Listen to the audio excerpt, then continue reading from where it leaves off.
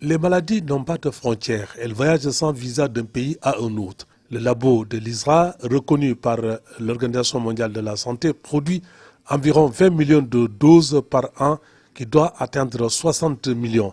Cet appui du PRAPS, qui est un appui du Sénégal, pour renforcer la capacité, que l'ISRA puisse être en mesure de mettre à la disposition du Sénégal la quantité et la qualité de vaccins nécessaires pour couvrir 80% de ses besoins en vaccins pour lutter efficacement contre les maladies animales. Le Sénégal fait école dans beaucoup de domaines, particulièrement dans le secteur agricole. C'est pourquoi les instituts accueillent des visiteurs en provenance de la sous-région et du continent pour se ressourcer dans l'expérience de nos experts. Il va falloir agir sur le levier capacité de production et pour cela, le PRAPS va mettre en place un lyophilisateur qui va non seulement permettre à l'ISRA d'automatiser ses mécanismes de production, mais aussi d'accroître et de multiplier ainsi par 5 sa production de vaccins. Au terme de l'exposé de Dr Yaya Tchongan sur le laboratoire de production des différents types de vaccins, les autres ont fait le tour